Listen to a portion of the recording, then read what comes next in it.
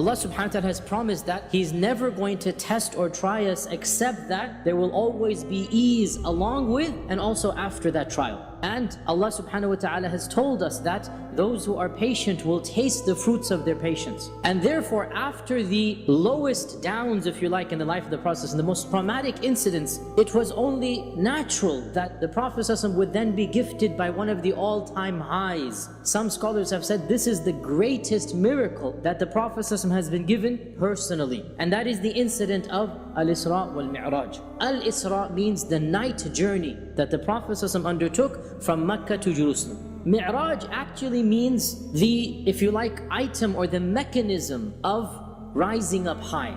But we refer to it as the actual ascension, not the apparatus, but what the Prophet did, and that is to rise up to the heavens.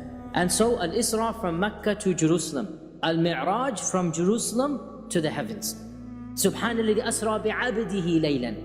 All praise be to Allah, or may Allah be exalted, because He has taken His abd in one night, laylan, min al-masjid al-harami ila al-masjid al-aqsa. From the masjid al-haram in Mecca to the masjid al-aqsa in Jerusalem, alladhi barakna hawlahu. This Jerusalem, Allah is saying, we have blessed the land around it. Linuriyahu min ayatina. So that we may show Him of our wondrous miracles. And Allah subhanahu wa ta'ala says, مَا كَذَبَ الْفُؤَادُ مَا رَأَى. That the chest is not lying, the heart is not lying when it narrates what he saw. أَفَتُمَارُونَهُ عَلَى مَا يَرَى. Are you gonna doubt what he saw? وَلَقَدْ رَآهُ نَزْلَةً أُخْرَى عِنْدَ سِدْرَةِ الْمُنْتَهَى عِنْدَهَا جَنَّةُ الْمَأْوَى. And indeed he saw Him for a second time. He saw Him at the Sidrat al-Muntaha. إِذْ يَغْشَى سِدْرَ مَا يَغْشَى مَا زَاغَ الْبَصَرُ وَمَا طَغَى. The eyes did not go beyond their mark. They didn't blink, they didn't become scared. لَقَدْ رَأَى مِنْ آيَاتِ رَبِّهِ الْكُبْرَى. He saw of the miraculous signs of his Lord.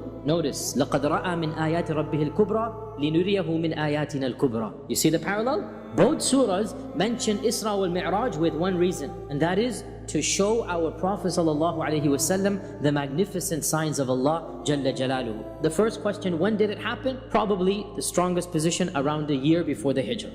The second question, where did it happen from? The Prophet ﷺ said that when I was in the Hatim, lying down, Jibreel came to me. So this is the most authentic version. There is another version. The Prophet ﷺ says that when I was in my house, I saw the roof open up and Jibreel come to me. Ibn Hajar says this shows that he was in his house and Jibreel first took him to the Hatim. What is Al-Hatim? It is the semicircular region that is outside of the Kaaba. And he says that in the Hatim, Jibreel opened up my chest and he brought a bowl made out of gold that was full of, in one version it says Zamzam, in another version it says full of Iman. And he took out my heart and washed it and put it back.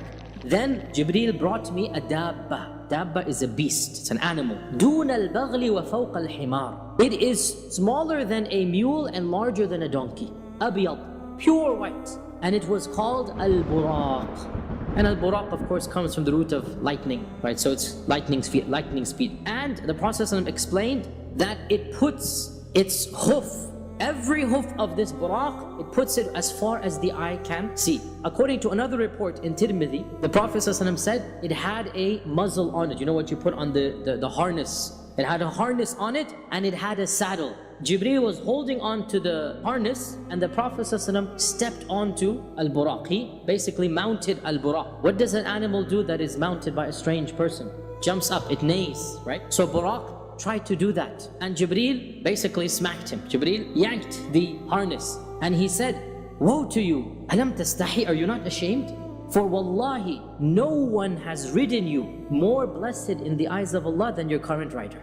And the Prophet ﷺ said that I rode him and he took me until we came to Baytul Maqdis. And I tied Al-Buraq to the animal post that is used by the Prophets. I went inside and I prayed 2 rak'at. According to one narration, the Prophet ﷺ prayed 2 rak'at, and when he turned around, فَالْتَفَتُّ فَرَأَيْتُ جَمِيعَ الْأَنْبِيَاءِ. He saw all of the Prophets lying behind him. From the other narration that we have, the Prophet ﷺ actually says that I saw myself with the other prophets, and there was Musa praying, قَائِمٌ يُصَلِّي, and he was a tall and strong and muscular man of a brownish color, as if he is a man from the tribe of Shanu'a. And in fact, our Prophet ﷺ said that when I was going to Isra wal Mi'raj, I passed by the grave of Musa. So this means he passed by his grave, and then Allah took him to Masjid al-Aqsa, right? And then Allah took him to the sixth heaven. So he met Musa 3 times. And I saw Isa ibn Maryam alayhi salam standing and praying. And the one who looks most like him is Urwa ibn Mas'ud al-Thaqafi. In another version, the Prophet ﷺ said he was whitish in color. Of course, the Arabic is red. As I said before, the Arabs called white people red. And his hair glistened with water, as if he had come out of a steam bath, and he is a rather short man compared to Musa. And then he said, and I saw Ibrahim alayhi salam qa'imun yusalli. Notice, Isa standing and praying, Musa standing and praying, Ibrahim is standing and praying, right? As he enters the masjid. And the one who resembles him the most is your own companion, meaning himself. All of the prophets he's seeing are already standing and praying. And this shows us the importance of salah, that even after death, at least for Ibrahim and Musa, as for Isa, he's still alive, the prophets are praying. And then it came the time to salah. فَحَانَتِ الصَّلَاةِ فَأَمَمْتُهُمْ. So I was put the imam of them. So this version has it that he knew exactly what's going on. But the main point is, he is leading the Anbiya and the Mursaleen behind him. He is the imam of all of the prophets. Not only this, but by extension, since every prophet is the leader of his ummah, and the Prophet ﷺ is leading the prophets who leave all the individual ummahs, our Prophet Muhammad ﷺ is the leader of every single ummah. I.e., as he himself said, أَنَا سَيِّدُ وَلَدِ آدَمَ يَوْمَ الْقِيَامَةِ وَلَا فَخْرٍ. He is the Sayyid. The Sayyid here means the leader, the master. He is the Sayyid of all of the children of Adam on the day of judgment. And then he said, I'm not saying this, astaghfirullah, to boast or be arrogant. This is just a fact. Then he says that after he finished, in this version, Jibreel comes to him right now and presents 2 utensils. In another version, Jibreel does this when they ascend up to the heavens. One of them has khamr and the other one has laban, right? So there's wine and there is milk. Wine is still halal. The Muslims of Mecca are drinking wine. And Jibreel says, choose, and choose for your ummah. So the Prophet ﷺ chose the milk, and Jibreel says, you have chosen the fitrah. Asabtal, you have chosen the right one, and that is the fitrah. That is when the Jibreel came to him, and the Prophet ﷺ says, Jibreel asked permission for the doors of the heavens to open. And the gatekeeper behind the door asked, who is it? So Jibreel says, it is Jibreel. And the gatekeeper said, do you have anybody? And Jibreel said, yes, I have with me Muhammad ﷺ. The gatekeeper says, has he been sent for? Jibreel says, yes. So then the doors open up. So for every single one of the 7 heavens, the same story happens. They get to the 2nd heaven and it's closed. Jibreel asks permission. The gatekeeper says, who is there? Jibreel says, it's Jibreel. He says, is anybody with you? The same conversation. Every single one of the 7 heavens. The Prophet ﷺ goes to the first door opens, and there is a man standing. The Prophet ﷺ described him as being tall, huge. And Jibreel says, this is your father Adam, so say salam to him. So the Prophet ﷺ said salam, and Adam responded and said, Marhaban bil-ibn as-salih wal-nabiy as-salih. Welcome, O noble son and O noble prophet. Welcome, O righteous son and O righteous prophet. In the 2nd heaven, there is Yahya and Isa ibnay al-Khal, i.e. their 2 mothers were sisters, right? So Maryam and her sister, and the Prophet ﷺ was told, this is Yahya and Isa, say salam to them. And so I said salam to them, and they said, welcome, O noble brother and O noble prophet. Then the 3rd heaven, and in the 3rd heaven was Yusuf alayhi salam. And the same thing, welcome, O noble brother and O noble prophet. And here is where the Prophet ﷺ said the famous phrase, I saw Yusuf, and lo and behold, it was as if he had been given half of all beauty, shatr al-husn. Then I went up to the 4th heaven, and in the 4th was Idris alayhi salam. And Idris also says, welcome, O noble brother and O noble prophet. Then I go up to the 5th heaven, and there is Harun, and the same, welcome, O noble brother, noble prophet.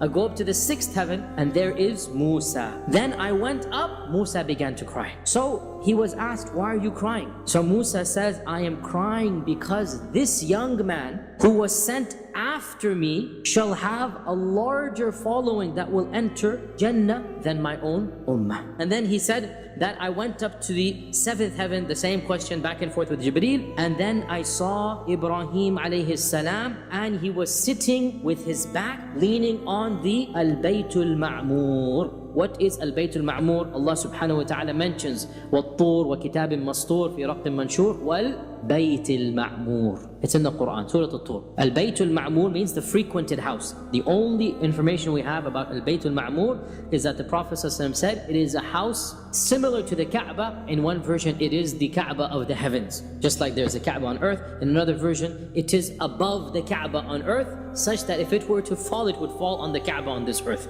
So it is above the Kaaba of this earth, and every single day since Allah has created the creation, 70,000 angels enter Al-Bayt Al-Ma'mur to basically do tawaf and pray, and those 70,000 never return, and every single day this happens. And Ibrahim is there because he is the one who built the Kaaba on earth, so he deserves to be associated with the Kaaba in the heavens. And Jibreel said to me, this is your father Ibrahim, هذا أبوك Ibrahim. Say salam to him. And so the Prophet ﷺ said salam to him, and Ibrahim responded the exact same way that Adam had responded. Notice the beginning and the end, the same response, right? Welcome, O noble son, and O noble prophet.